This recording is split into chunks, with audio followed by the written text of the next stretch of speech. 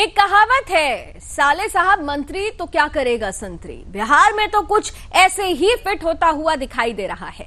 नमस्कार, आपके साथ मैं लावनी विनीत हूं और बहुत विशेष प्रस्तुति के साथ आपके बीच उपस्थित हूं। दरअसल बिहार में अभी हालिया ही नई सरकार बनी। नई से मतलब चेहरे वही हैं, लेकिन महागठबंधन की सरकार, मुख्यमंत्री वही है, नीतीश कुमार ही है। लेकिन नीतीश कुमार की अगुवाई में अब जो सरकार बनी है, आरजेडी के साथ मिलकर जो महागठबंधन हुआ है, उसमें एक के बाद एक कुछ ऐसी तस्वीरें आ रही हैं जो सरकार की सेहत के लिए बहुत अच्छी नहीं है। पहले कानून मंत्री, फिर कृषि मंत्री और अब देखिए वन मंत्री। मैंने क्यों ऐसा कहा कि जब मंत्री ही सब कुछ हो, जब जीजा जी ही मंत्री हो, तो क्या करेगा संतरी। ये इसलिए कहना पड़ रहा है क्योंकि वन और पर्यावरण मंत्री हैं तेज प्रताप यादव। लालू प्रसाद यादव के बड़े बेटे हैं, अपने अंदाज के लिए जाने जाते हैं। वैसे भी आज जन्माष्टमी का दिन है, कन्हैया बने हुए उनको आपने कई बार देखा है, बांसुरी बजाते हुए कई बार देखा है, लेकिन इस बार वो मीटिंग लेते हुए नजर आए। लेकिन साहब मीटिंग ले रहे थे वो पोल्यूशन कंट्रोल बोर्ड की, और मीटिंग के दौरान उनके साथ जो शख्स मौजूद थे वो ये साहब थे। दरअसल ये चेहरा है शैलेश कुमार। शैलेश जो लालू प्रसाद यादव की बड़ी बेटी यानी मीसा भारती के पति हैं, लालू प्रसाद यादव के बड़े दामाद हैं। तो ऐसे में जब सरकारी मीटिंग हो रही हो और तेज प्रताप यादव के साथ शैलेश कुमार की उपस्थिति हो, जबकि शैलेश कुमार के पास कोई विभाग नहीं है, कोई ओहदा नहीं है, तो ऐसे में भारतीय जनता पार्टी एक बार फिर से मुखर होकर सरकार से पूछ रही है कि आखिर सरकारी मीटिंग में साले साहब के साथ जीजा जी का क्या काम था। सीधे सीधे ये पूछा जा रहा है कि क्या अब पूरी तरीके से सरकार परिवारवाद की भेंट चढ़ चुकी है? क्या भ्रष्टाचार एक बार फिर से चरम पर होने वाला है? क्या अब सब कुछ संभालने के लिए एक बार फिर से एक ही परिवार के सदस्य आगे आएंगे? ये सब कुछ सवाल भारतीय जनता पार्टी की तरफ से वर्तमान सरकार पर लग रहे हैं। आरजेडी से सवाल पूछा जा रहा है, नीतीश कुमार को आड़े हाथों लिया जा रहा है और बिहार की राजनीति गरमाई हुई है। तो ऐसे में हमारा भी सवाल पूछना लाजमी है कि दहेज में बिहार जीजा जी क्या करेंगे विकास। आइए इसी पर करते हैं खुलकर बहस। हमारे साथ कुछ खास मेहमान कुछ ही देर में जुड़ेंगे, लेकिन ये मुद्दा क्यों गरमाया हुआ है, इसे जानने समझने के लिए आइए देखिए हमारी ये विशेष रिपोर्ट।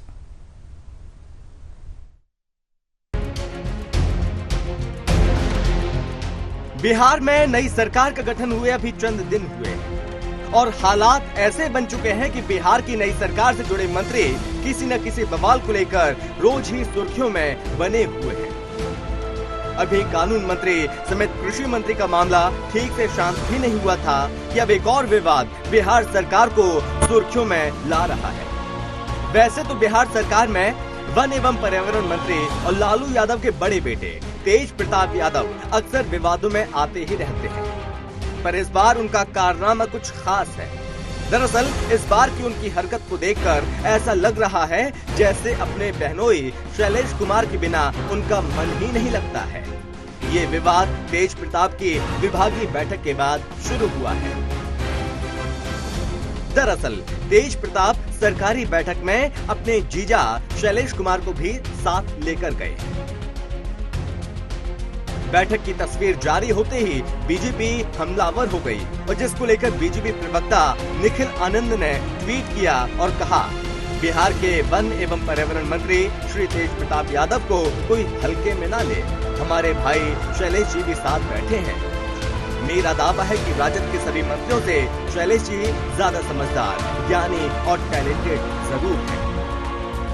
शैलेश भाई का आशीर्वाद रहा तो तेज प्रताप सबसे बेस्ट मिनिस्टर साबित होंगे। खबरों की माने तो लालू यादव के दामाद शैलेश कुमार पिछले 2 दिन से लगातार तेज प्रताप के साथ विभागीय बैठक में शामिल हो रहे हैं। बहरहाल इस सब के बीच सवाल ये उठता है कि क्या तेज प्रताप परिवारवाद के चक्कर में इस बात को भी भुला चुके हैं कि मंत्री पद की शपथ लेते समय उन्होंने गोपनीयता की भी शपथ ली थी। और शैलेश कुमार के साथ इस तरह परिवारवाद निभाना क्या सरकारी कामकाज की गोपनीयता को खतरे में नहीं डालता है? News desk, Sudarshan news.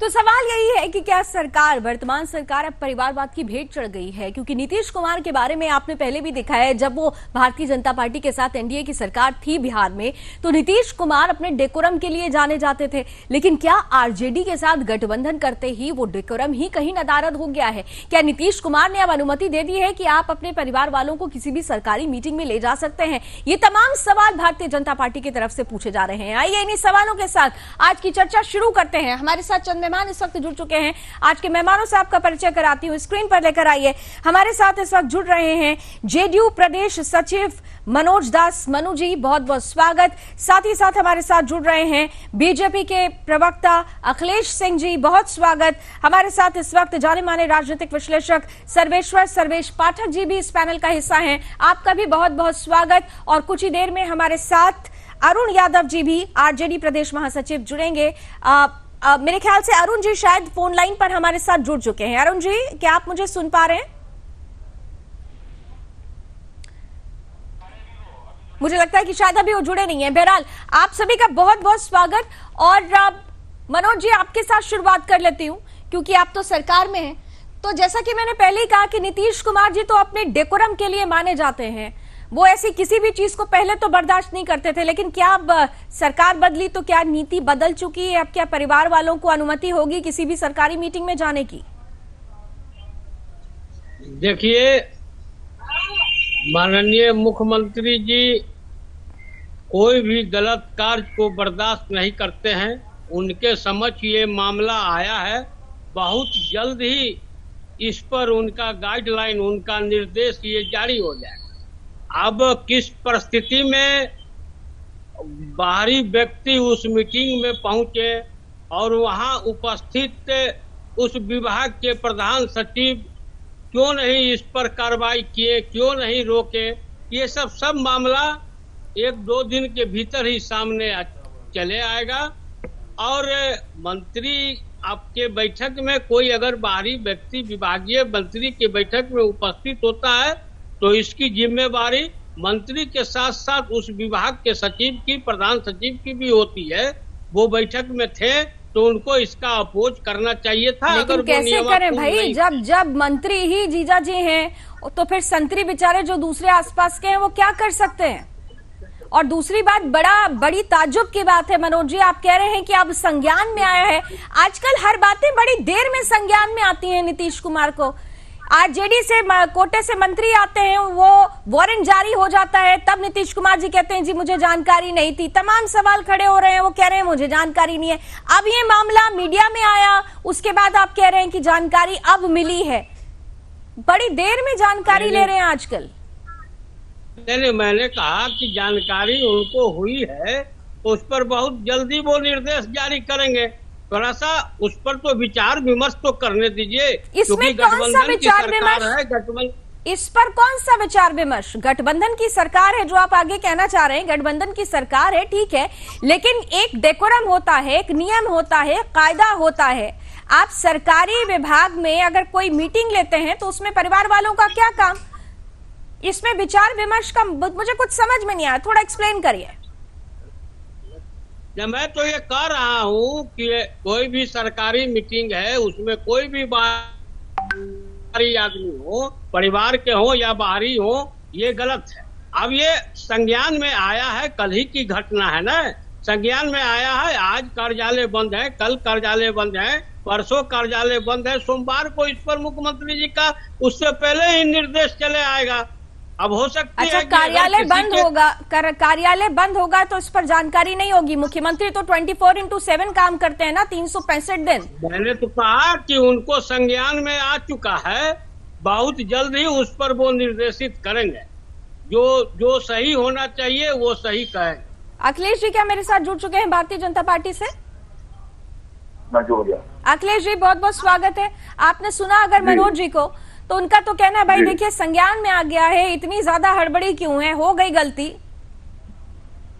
बस यही आश्चर्य है कि इन लोगों के लिए ये कोई बड़ा विषय नहीं है, संज्ञान में आ गया, हो गई गड़बड़ी, कोई बात नहीं है। यही अंतर है। आरजेडी के साथ जब से गए हैं तब से यही उनका अंतर है कि उनको ये समझ में ही नहीं आ रहा है कि ये कितनी बड़ी गलती है। और उतना क्या वो उसको क्या कहें, बड़े भाई ने अपने जीजा जी को बैठाया और छोटे भाई ने एक संजय यादव जी को बगल में बैठाया है। तो ये आप समझ लीजिए कि यहाँ सरकार नहीं चल रही है, ये परिवार का, ये लोग तो सबको अपनी विरासत समझते हैं ना, ये जनता की सेवा करने थोड़ी ही जाते हैं। और उनके साथ मुख्यमंत्री जी ने गड़बड़ियां कर ली है। तो अब सवाल उठता है कि मुख्यमंत्री जी जिस समय हम लोगों को छोड़कर जा रहे थे या उनको छोड़ करके जब आए तो उनके समय उनके सामने तेजस्वी यादव जी का पहले का जो उनका कैरेक्टर है, पहले का जो कार्यशैली है, पहले का जो काम करने का तरीका है, वो सब कुछ था। और इनके भाषण को भी सुनिएगा तो मुख्यमंत्री जी बराबर कहते हैं ना कि भाई क्या करें, बाप दादा से जाकर पूछो, कुछ था यहाँ पर, हमने किया, यहाँ पर तो कुछ किया नहीं। 15 साल मौका मिला तो सब कुछ अपने लिए किए, अपने घर के लोगों के लिए कर। ये मुख्यमंत्री जी कहते हैं। उन्होंने उनसे बिंदुवार प्रश्न भी किया था, पता ना मुख्यमंत्री जी को जो बिंदुवार प्रश्न किए थे उसका जवाब मिला कि नहीं मिला, लेकिन वो हमको छोड़कर चले गए हैं वहां पर। तो उन लोगों का जो चरित्र है, जो आचरण है, जो काम करने की कार्यशैली है, उससे वो अलग कैसे जा सकते हैं? उसी कार्यशैली के आधार पर वो काम करें, उसी कार्यशैली के आधार पर काम करें। अरुण जी अगर हमारे साथ जुड़ चुके हो फोन लाइन पर, अरुण जी अभी आप मुझे सुन पा रहे हैं? हाँ, सुन रहे हैं। अरुण जी आपका भी बहुत बहुत स्वागत। आरजेडी का पक्ष रखेंगे आप। आपने सुना, आपने अखिलेश जी को भी सुन लिया, आपने मनोज जी को भी सुन लिया। मेरा बड़ा सीधा सीधा प्रश्न है, भारतीय जनता पार्टी कह रही है कि सरकार को हाईजैक कर लिया है एक परिवार ने। सवाल ये है कि एक दौर था जब लालू प्रसाद यादव जी का जब समय था तो उस वक्त उनके साले साहब साधु यादव और सुभाष यादव जी की बड़ी धमक थी। तो क्या अब हम उसी चीज का पुनरावृत्ति मान ले कि अब वही चीज शैलेश कुमार जी के रूप में सामने आने वाली है? क्योंकि सरकारी मीटिंग और सरकारी मीटिंग में शैलेश जी की उपस्थिति। भारतीय जनता पार्टी के लोग बेरोजगार हो गए और उनको बेरोजगारी में कुछ बुझाता नहीं है। उलूल जुलूल जो भी आरोप लगाना है वो आरोप लगाते रहते हैं। और जहां तक ये शैलेश जी की बात है तो शैलेश जी कोई मीटिंग नहीं ले रहे थे वहां जाकर के बैठ कर मीटिंग में। तो फिर उनकी उपस्थिति ही क्यों थी? अरे कोई उपस्थिति का कभी कोई कारण जानने की कोशिश की कि क्या कारण था? कि किसी की इमरजेंसी भी आ सकती है, किसी की कोई मजबूरी भी हो सकती है। सर वहाँ पे जो तस्वीरें सामने आई है, अगर पैनल वो तस्वीरें दिखा सके, उसमें किस तरीके की मजबूरी नजर आ रही है? आप एंकर है, आप बीजेपी के प्रवक्ता मत की तरफ। नहीं, बिल्कुल नहीं। मैं आपसे सवाल करूंगी तो मुझे पता है कि आप लोग मुझे भारतीय जनता पार्टी का प्रवक्ता बनाएंगे, इससे मुझे कोई फर्क नहीं पड़ता। मेरा सवाल इस देश का एक नागरिक होने के नाते, सुनिए अरुण कुमार जी, पहले सुन लीजिए, एक तस्वीर चल रही है। अरुण जी, मैं भी बिहार से नाता रखती हूँ, उत्तर प्रदेश की बेटी हूँ और बिहार की बहू हूँ। और आप सुनिए अब मेरी बात, जब आप बात करते हैं तो आप प्रवक्ता बना देते हैं, मुझे इससे अब कोई फर्क नहीं पड़ता। लेकिन देश की नागरिक होने के नाते मैं आपसे पूछती हूं कि जब भी कोई सदस्य अगर मंत्री पद की शपथ लेता है तो पद और गोपनीयता की भी शपथ लेता है। शैलेश कुमार वहां पहुंचते हैं, किस कारण से पहुंचते हैं अब आप कारण एक्सप्लेन करिएगा, लेकिन यहां पर उनके चेहरे पर कोई शिकन नहीं है। बैठते कहां हैं? पॉल्यूशन कंट्रोल बोर्ड के चेयरपर्सन जहां बैठे हुए हैं उसके नेक्स्ट वो बैठते हैं, पूरी मीटिंग में बैठते हैं। फिर तो आप कह रहे हैं कि वो परेशानी, चिंता, कारण, इसमें तो कहीं कुछ नजर आता नहीं है। ये देखिए, ये आपको आप भारतीय जनता पार्टी को पानी पी कर कोसिएगा, लेकिन मेरे इस सवाल का जवाब दे दीजिए। जो भी मंत्री हैं गोपनीयता की शपथ लेते हैं तो मंत्री गोपनीयता भंग नहीं किया है, किसी प्रकार की गोपनीयता भंग हो। मीटिंग 1 घंटे से ऊपर चली, 1 घंटे तक क्या तेज प्रताप यादव को याद नहीं आया कि ये जो बैठे हुए हैं शैलेश जी, अभी इनका इस मीटिंग में कोई काम नहीं है? रिस्पेक्टफुली उनसे कह देते कि आप बाहर थोड़ा वेट कर लीजिए, मैं इस मीटिंग के बाद मिलता हूँ आपसे।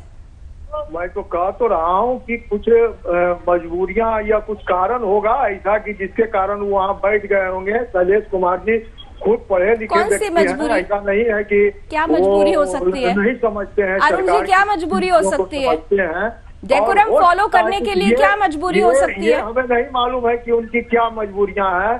आप देखिए, आप लोग सिर्फ भाजपा की बातों को ही दोहराते रहिएगा। अब यही तो समस्या है, यही तो समस्या आप लोगों की है कि अगर आपसे सवाल पूछ लिया जाए, आपसे सवाल पूछ लिया जाए तो वो आपको भारतीय जनता पार्टी की बातें लगने लगती है, प्रवक्ता बना देते हैं आप। लेकिन आप अभी तक मेरे सवाल का जवाब नहीं दे पाए। मीटिंग 1 घंटे से ज्यादा चली, उस 1 घंटे के दौरान चलिए मान लिया 5-10 मिनट तेज प्रताप यादव जी को नहीं समझ आया, लेकिन पूरे 1-1.5 घंटे तक उनको याद नहीं आया कि परिवार के सदस्य का कोई काम नहीं होना चाहिए। सर्वेश्वर जी, दिक्कत नहीं होगी। आप कानून मंत्री के बारे में 2 दिन से 3 दिन से चला रहे हैं, लेकिन शहनवाज हुसैन पर अरुण कुमार जी आपने शायद फिर तो देखा नहीं, फिर आप सुदर्शन न्यूज देखते नहीं है। अरुण कुमार जी फिर आप सुदर्शन न्यूज देखते नहीं है। सुदर्शन न भारतीय जनता पार्टी, न आरजेडी, न जेडीयू, हम किसी पॉलिटिकल पार्टी को छोड़ते नहीं है अगर वो गलत करता है तो। पहले तो आप ये क्लियर हो जाइए, आप ये क्लियर हो जाइए कि चाहे वो भारतीय जनता पार्टी हो, चाहे वो कांग्रेस हो, चाहे जेडीयू हो, चाहे आरजेडी हो, या इस देश की कोई भी राजनीतिक पार्टी हो, अगर आप देश से या धर्म के साथ खिलवाड़ करेंगे तो सुदर्शन न्यूज आपसे प्रश्न पूछेगा। और यहाँ पर सीधे सीधे आपने बिहार की जनता के साथ खिलवाड़ किया है, इसलिए आपसे सवाल पूछा जाएगा। सर्वेश्वर जी, पहले सर्वेश्वर जी का मैं कमेंट ले लूं, फिर आती हूँ अरुण जी आपके पास आ रही हूँ। सर्वेश्वर जी, नैतिकता कहीं और खो दी है। पत्रकारिता निष्पक्ष होनी चाहिए, निष्पक्ष पत्रकारिता है अरुण कुमार जी। निष्पक्षता का सर्टिफिकेट आपसे लेने की जरूरत नहीं है, हमें निष्पक्षता का सर्टिफिकेट हमें आपसे लेने की जरूरत नहीं है। आपको यही इसी वक्त आपको इतने ज्यादा डिबेट्स में बता सकती हूँ जिसमें हमने भारतीय जनता पार्टी पर लाख नहीं करोड़ सवाल पूछे हैं। जहां बात राष्ट्र की, देश की, धर्म की आएगी, वहां हम तमाम राजनीतिक पार्टियों से सवाल पूछेंगे, फिर वो चाहे कोई भी पार्टी क्यों ना हो। मैं आपके पास आऊंगी, लेकिन सबसे पहले सर्वेश्वर जी के पास जाना चाहती हूँ। सर्वेश्वर जी देखिए, सवाल नैतिकता का भी है। सर्वेश्वर जी देखिए, लावनी जी अरुण जी का पहले डाउन करिए, पहले सर्वेश्वर जी का एक कमेंट ले लेती हूँ। सबसे पहले आपके सभी दर्शकों को, आपको कृष्ण जन्माष्टमी की हार्दिक शुभकामनाएं, जय कन्हैया लाल की। देखिए लावनी जी, ये तो कोई नई बातें नहीं है, आपने बहुत ही अच्छा टैगलाइन बनाया है, दहेज में बिहार क्या जीजा जी करेंगे विकास, बहुत अच्छा टैगलाइन बनाया है। जो परिवारवाद की पार्टी होती है उसमें तो अगर जीजा जी का स्थान नहीं मिलेगा तब तो फिर वो रुष्ट हो जाएंगे। और देखिए, सरकार बनने के कहते हैं ना, जुम्मे 4 दिन भी नहीं हुए हैं, और फिर इस तरीके की घटनाएं का सामने आना यह क्या प्रतीत करता है कि जो परिवारवाद की पार्टी है वो उसी मॉडल को लेके आगे चल रही है। अगर एक क्षण के लिए मान लिया जाए कि तेज प्रताप जी अपने जीजा जी को अपना सचिव बना ले, कुछ भी बना ले, तो उसका भी एक ऑर्डर निकलता है, वो भी मुख्यमंत्री के कार्यालय जाता है, उसमें मीडिया को भी पता होता है, लेकिन ऐसा भी कुछ नहीं है कि ये जो भी चीजें हो रही हैं इसमें कोई आपत्ति नहीं होनी चाहिए। कह रहे हैं कि आप लोगों ने मजबूरी नहीं समझी, प्रकृति रही है। सर्वेश्वर जी, अरुण जी ये कह रहे हैं कि आप लोगों ने, सर्वेश्वर जी, अरुण जी ये कह रहे हैं कि आप लोगों ने सवाल दागना शुरू कर दिया, लेकिन कुछ मजबूरियां रही होंगी। अच्छा लावनी जी, मुझे एक बात बताइए, क्या मजबूरियां रही होंगी? जहां पे मीटिंग हो रहा होगा वहां से इतर बगल में ही दूसरा रूम होगा जहां माननीय जीजा जी आराम से बैठे रहते, और या 10 मिनट बाद मीटिंग खत्म होने के बाद जो साले साहब है जाके मिल लेते तेज प्रताप जी। ऐसी कोई मजबूरी नहीं हुई होगी जो कि उनको उस मीटिंग में बैठने के लिए बाध्य होना पड़ेगा, और ये सरासर कानून का उल्लंघन है। माननीय नीतीश कुमार जी जब अपनी पार्टी को विलय ही कर रहे हैं आरजेडी में, तो ये सब चीजें उनके लिए अब कॉमन हो जानी चाहिए। ये कोई बहुत बड़ी बात नहीं है लावनी जी। तो बिहार की जनता जंगल 2.0 में प्रवेश कर चुकी है। जी मनोज जी, फिर तो आपसे सवाल पूछा जाना चाहिए, क्योंकि मुझे अभी अचानक से याद आ गया, आपको भी शायद याद आ जाएगा कि एक बार कोई फंक्शन था या कुछ मीटिंग्स थी जिसमें मुकेश सहनी जी अपने भाई को लेकर चले गए थे और नीतीश कुमार जी बहुत नाराज हो गए थे। उनके डेकोरम के लिए वो कितना फॉलो करते हैं डेकोरम को, इसे लेकर नीतीश कुमार की तारीफ भी हुई थी। तो क्या अब ये सारी बातें वो भूल गए हैं? क्या कुर्सी की चाहत में या फिर आरजेडी के दबाव में? क्या मजबूरीवश अब वो कुछ नहीं कर सकते, या फिर क्या कोई नया नियम आ रहा है? जैसे कहते हैं ना कि मल्टीनेशनल कंपनीज में बच्चों के लिए क्रैच होता है, तो क्या आप लोग अब फैमिली के लिए कोई रूम, नेक्स्ट रूम बनाने वाले हैं? ऐसा कुछ नियम कानून तो नहीं बनाएंगे? देखिए लावनी जी, मैंने शुरू में ही कहा कि मुख्यमंत्री जी के समक्ष ये मामला आ चुका है।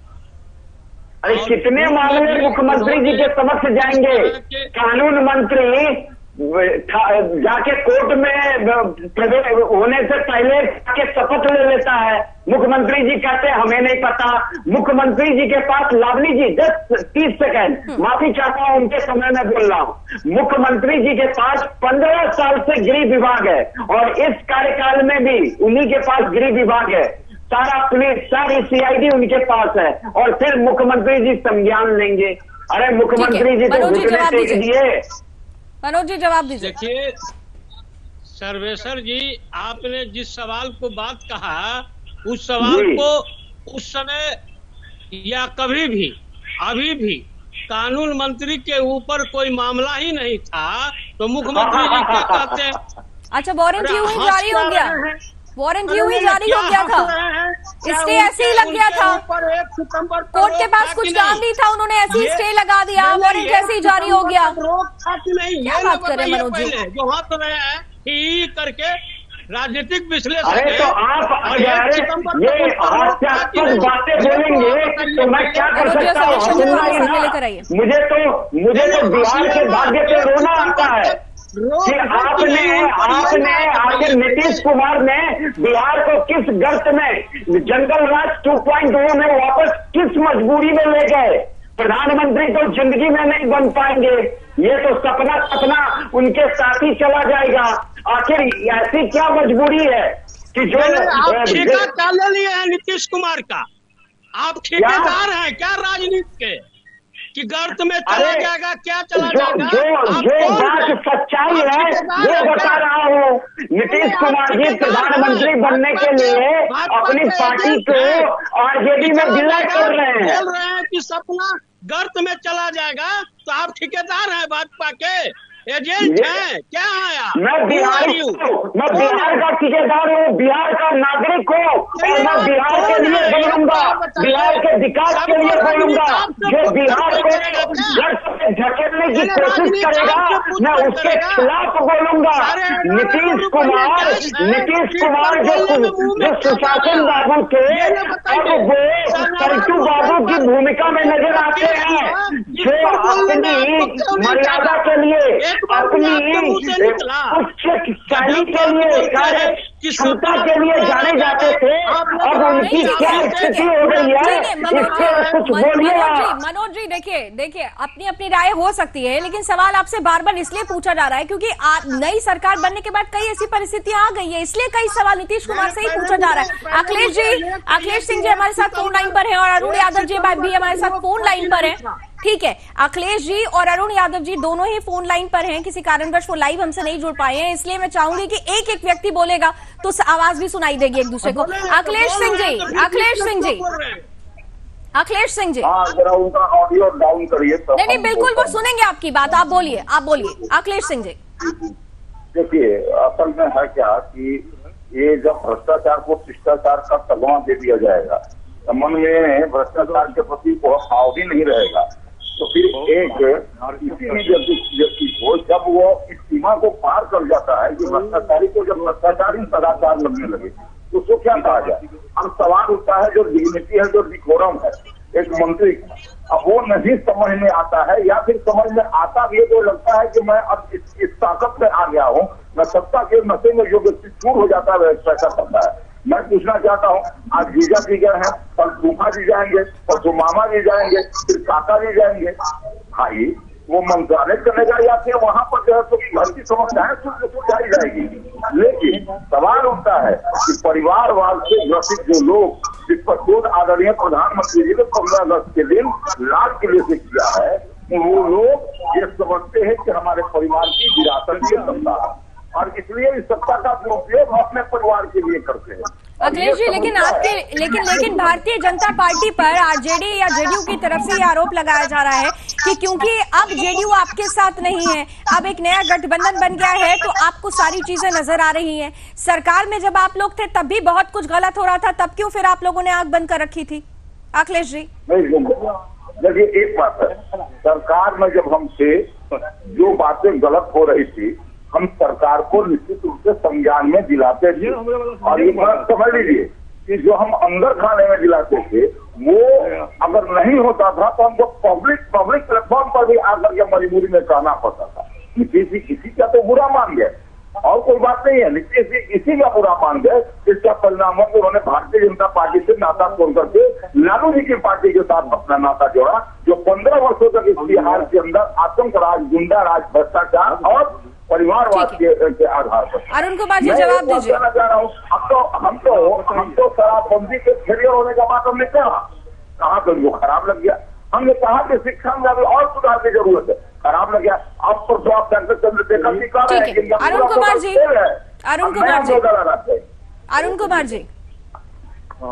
अरुण कुमार जी सुन पा रहे हैं आप मुझे? आपकी आवाज तो सुन रहे हैं लेकिन उधर तो क्या बोले हम नहीं। अखिलेश जी ये कह रहे हैं कि अब तो पूरी की पूरी सरकार ही ये मान के चले कि परिवारवाद की भेंट चढ़ गई, भ्रष्टाचार की भेंट चढ़ गई। कांग्रेस में भी जो होता आया है, वाड्रा जिस तरीके से कांग्रेस को डिक्टेट करते हैं, अब शैलेश कुमार दरअसल सरकार को डिक्टेट करेंगे। अब भारतीय जनता पार्टी को जो कहना है कहे, है ना। भारतीय जनता पार्टी को कहने से और भारतीय जनता पार्टी को बोलने से सरकार नहीं चलेगी, उनके कहने के अनुसार सरकार नहीं चलेगी। अब भारतीय जनता पार्टी में जितना परिवारवाद है उतना परिवारवाद और किसमें है? परिवारवाद का मतलब क्या होता है कि फंजराज हद?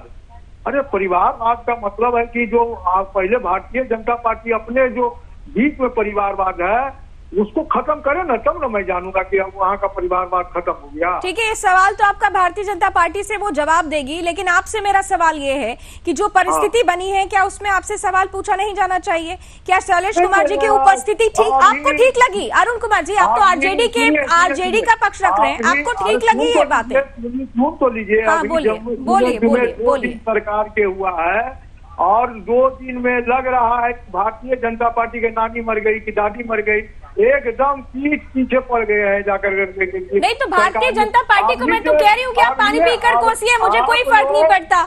मैं आपसे पूछ रही हूँ अरुण जी, क्या आपको ये सही लगा? क्या आपको ये सही लगा? आप तो मुझे लगता है तेज प्रताप यादव से ज्यादा बेहतर विद्वान है, प्रवक्ता है आप, सचिव है, आप ज्यादा अच्छे से बता सकते हैं। आपको ये ठीक लगा? देखिए, ठीक हमें ठीक लगा कि नहीं ठीक लगा, नहीं वो मतलब नहीं है। ये मतलब है आप आरजेडी का पक्ष रखने के लिए बैठे हुए हैं। आरजेडी के अंदर खाने, आरजेडी के नेता, आरजेडी के कार्यकर्ता, आरजेडी के प्रवक्ता, आरजेडी में सचिव क्या सोचते हैं, क्या वहां के अंदर खाने चल रहा है, ये आपको सोचना होगा। क्या आपको ये ठीक लगा? हमने कहा कि परिस्थितियां बहुत कुछ करवाती है। और कौन सी परिस्थिति? आप अभी तक वो परिस्थिति कौन सी परिस्थिति आप डिफेंड नहीं कर पा रहे हैं? कौन सी परिस्थिति? अगर भारतीय जनता पार्टी आप पर आरोप लगा रही है तो उस आरोप का खंडन करिए, आप परिस्थिति सामने बताइए। 24 घंटे हो चुके हैं, अभी तक आप लोगों की तरफ से उस परिस्थिति और मजबूरी की बात कही जा रही है, लेकिन क्लैरिफिकेशन क्लियर नहीं हो रहा है। ये कोई मसला ही नहीं है, समझ, ये कोई मसला ही नहीं है। बीजेपी बिना चील के तार बना रही है, इसे ये कोई मतलब की बात वो नहीं है। अरे मतलब की बात कीजिए कि गरीबों को नौकरी कैसे दीजिएगा, गरीबों को रोजगार कैसे दीजिएगा, आप बेरोजगारी कैसे दूर कीजिएगा, देश में जो समस्याएं हैं उसे कैसे निजात, ये क्या मतलब है? ये क्या ये जनता के बीच का न कोई मुद्दा है न कोई समस्या है। जनता के हितों की बात भारतीय जनता पार्टी नहीं करती, इधर का बात उधर, उधर का बात उधर, इससे कोई अंतर हो हित की बात तो आप करेंगे ना? बिहार की जनता का हित की बात तो आप करेंगे ना अरुण जी? बिहार की जनता का हित तो आपके हाथ में है। कानून मंत्री फरार, कृषि मंत्री पर आरोप, सरकारी मीटिंग्स में परिवार के सदस्यों का रहना, बीजेपी का आरोप एक तरफ, मेरा सवाल दूसरी तरफ। विभाग में नौकरियां निकल गई, रही है क्या पथ निर्माण विभाग में वैकेंसियां निकल गई, वैकेंसियां निकल रही हैं और लोगों को रोजगार दूर करने का काम किया जा रहा है। ये भारतीय जनता पार्टी के फेरे में राष्ट्रीय जनता दल बसने वाली नहीं है। हम जनता के काम करना है और जनता के काम करेंगे।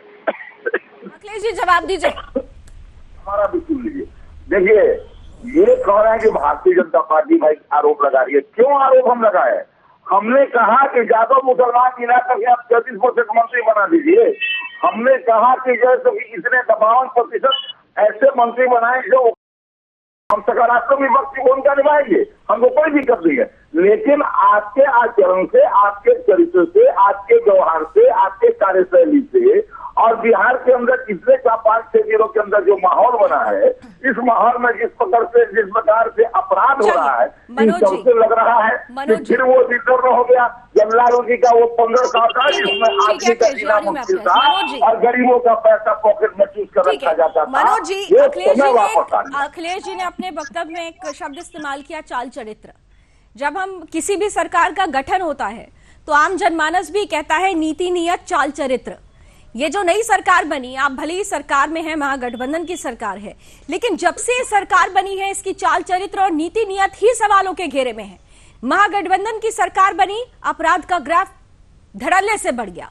कहीं लूटपाट, कहीं मर्डर, कहीं पे पत्रकार को मार दिया जाता है, कहीं लड़की को गोली मार दी जाती है, छोटी बच्ची को कहीं मार दिया जाता है, कहीं लूटपाट है, कहीं दूर दराज तो रेप केसेस की संख्या बढ़ जाती है। इसके बाद हम दूसरी तरफ देखते हैं कि जब शपथ ग्रहण होता है तो ऐसे चेहरे आ जाते हैं जो दागदार हैं। इसके बाद हम देखते हैं कि मीटिंग होती है सरकारी, लेकिन पहुंचते हैं परिवार के लोग। तो चाल चरित्र, नीति नियत सब कुछ तो सवालों के घेरे में आ जाती है। मनोज जी देखिए, मैंने पहले ही कहा कि ये मीटिंग की जो बात आ रही है, जो तस्वीरें आ रही हैं, अब उस मीटिंग के पहले की है या बातचीत होने से पहले की है, मीटिंग शुरू होने का। लोग ऐसे भी होते हैं कि कहीं मीटिंग जब चलती है बैठते हैं लोग, कुछ देर के बाद निकल जाते हैं। तो ये सब जानकारियां डिफेंड कर रहे हैं आप, जी के पास डिफेंड कर रहे हैं, मीटिंग के पहले तेज प्रताप जी की कुर्सी पर भी तो कोई बैठते थे, फोटो खिंचा देगा। मुख्यमंत्री तो मीटिंग के पहले तेज प्रताप जी का जो मंत्री का कुर्सी है उस पर भी बैठ कर फोटो खिंचा देगा। मुख्यमंत्री जी इसका कभी बर्दाश्त नहीं करेंगे। सुचिता के साथ मैं आपको विश्वास दिलाता हूं। मनोज जी, अखिलेश जी आपसे पूछ रहे हैं, फिर तो कल को कोई मुख्यमंत्री की कुर्सी पे फोटो या तेज प्रताप यादव की कुर्सी पे बैठकर फोटो खिंचवा लें, वो भी चलेगा? अखिलेश जी आपसे सवाल पूछ रहे हैं। नहीं, अब ये बात को भरमाने की बात है। वो मंत्री के कुर्सी पर नहीं बैठे हुए हैं, वो अध्यक्ष की कुर्सी पर नहीं बैठे हुए हैं। एक ही कदम दूर है ना भाई, एक ही कदम दूर है। पहले भी लोग एक ही कदम दूर है, निकल जाते हैं, एक ही कदम दूर है। हो सकती है। और आगे आप देखिए, जहाँ तक आप फिर बोल रहे हैं कि फरार है, तो कौन फरार है? कोई फरार नहीं है। फरार रहते तो 1 सितंबर तक रोक लगा हुआ था कि नहीं लगा हुआ था? और अरे भाई, ललित जादव, सुरेंद्र जादव नाम हो रहे हैं, नाम ही काफी है। बहुत जल्दी नाम ही काफी है ललित जादव, सुरेंद्र यादव। अब अखिलेश जी बता रहे हैं कि भ्रष्टाचारी है, अपराधी है। तो इनके साथ भी जब हमारी सरकार थी तो रिपोर्ट में था कि 18 मंत्री के ऊपर संगीन आरोप थे। तो क्या उस समय भाजपा के नहीं थे? जिस जदयू के मंत्री का नाम अभी ये लोग ले रहे हैं, जमा खां, सुमित कुमार सिंह, लेसी सिंह, तो क्या इनके समय में आप ये कहना चाहते हैं मनोज जी, मतलब आप ये कहना चाहते हैं, आप ये कहना चाहते हैं कि अभी जो कुछ भी है सब सही है, अभी जो कुछ भी हो रहा है वो सही है, आप डिफेंड करते हुए नजर आ रहे हैं। अभी आपने जब कार्यक्रम की शुरुआत हुई थी मनोज जी, कार्यक्रम की जब शुरुआत हुई थी तो आपने एक दम भरा था कि नीतीश कुमार ने कभी ना तो गलत किया है, ना करेंगे, ना देखा है, ना देखेंगे, ना सहा है, ना सहेंगे। लेकिन पूरी इस डिबेट में 40 मिनट खत्म होने वाले हैं। आप लगातार अपनी भाषा में अपनी मजबूरी दर्शाते रहे। आपने एक बार भी इस बात का खंडन नहीं किया कि मीटिंग में किसी भी परिवार के सदस्य का यूं बैठ जाना ये वाकई बिल्कुल गलत है। ये बिहार की जनता के साथ धोखाधड़ी हो रही है। ये मीटिंग पद और गोपनीयता की भी कुछ बातें होती है, उसको भी आप पूरी तरह से डिफेंड करते गए। आपने एक बार भी नहीं कहा कि अगर कोई इस तरीके की चाल चरित्र पर सवाल उठ रहा है तो हम इसे लेकर जरूर सख्त होंगे। आप सिर्फ ये कहते रहे हमारे संज्ञान में है, हम देखेंगे। नीतीश कुमार देख रहे हैं, वो देख रहे हैं, वो कब तक देखते रहेंगे? सर्वेश जी, कब तक देखते रहेंगे? अब इसी का इंतजार है। लास्ट कमेंट सर्वेश जी। देखिए लावनी जी, कब तक देखते रहेंगे? अब ये इसी प्रकार से सरकार चलेगा, क्योंकि नीतीश बाबू सब कुछ जानते थे।